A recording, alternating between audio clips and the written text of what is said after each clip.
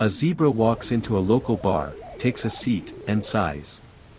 The hippo behind the counter wipes down the surface and checks the floating digital panel hovering just above his own head, which reads, "Rough day on the plains."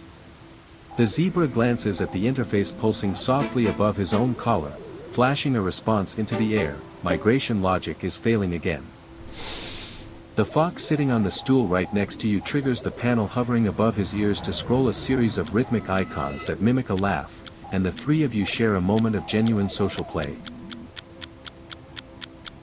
This isn't just a scene, it is the logical output of a city running on a shared, synthesized operating system. We are moving from merely watching the wild to decoding it. For 10,000 years, the boundary between human and animal was a front line. Today, that stalemate is breaking as we apply machine learning and bioacoustics, like the work being done by projects such as SETI, to map the syntax of non-human intelligence. Imagine this trajectory pushed to its horizon, synthesized commons, where the barrier between urban and wild dissolves. Here, animals were nodes that translate intent into our consciousness, and we, in turn, were the translators for theirs. We aren't just living alongside one another, we are co-managing the environment as a shared operating system, where the ledger of trust is real-time and universal. In this urban landscape, an animal's presence isn't an intrusion. It's an active contribution to the city's data stream. We are turning the chaotic noise of the wild into a verifiable, structured language. In our current world, urban wildlife are ghosts in the periphery, but in this future, they are partners.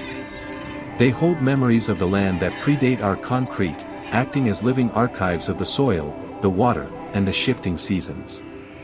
They don't look for us to save them, they look for a peer who understands the data they are constantly broadcasting. Did you know that we might be the first generation to witness true interspecies communication? For 10,000 years, the boundary between human and wild hasn't just been a distance, it has been a front line. In 1842, if a wild animal crossed your path, you reached for a weapon because survival was a zero-sum game. But today, that ancient stalemate is dissolving. We are witnessing a shift that shouldn't be biologically possible. The moment a creature of the wild chooses to abandon its fear and engage in a sophisticated, intentional exchange of information with us. These moments are not random, impossible coincidences. We know the truth now because observers have finally written it down. These are calculated, quiet bets.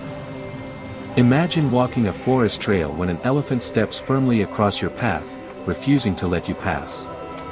A digital alert pulses above her head, follow. She leads you through the dense brush to a mud pit where her calf is trapped, the display above the calf flickering with a high-priority distress signal. Or picture a deer approaching you in a park, nudging your sleeve while the interface above her brow displays a clear, concise request for aid regarding an injury. These are no longer mysteries, they are direct, data-driven requests for partnership. At the center of each of these interfaces is the one-key flair, a singular, pulsing light that signals a creature is actively choosing to open its connection to you. It is the visual equivalent of a handshake, the final indicator that the communication channel is live, verified, and secure. This is the new math of our connection. Animals are masters of assessment, they read your heartbeat and your consistency. They see you as a bridge between their world of raw instinct and our world of conscious observation. In some species, this verdict on your character is a legacy, a generational record passed down to their offspring. This human is a fixture, that human is a variable. If you treat the environment as a resource, you are a variable to be avoided.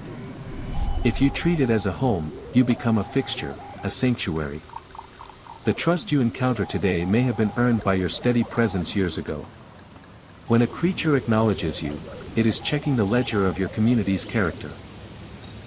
It is a report card on every human who walked that path before you, carved into the instinct of a creature that has decided, against every fiber of its being, to stop treating you like a ghost.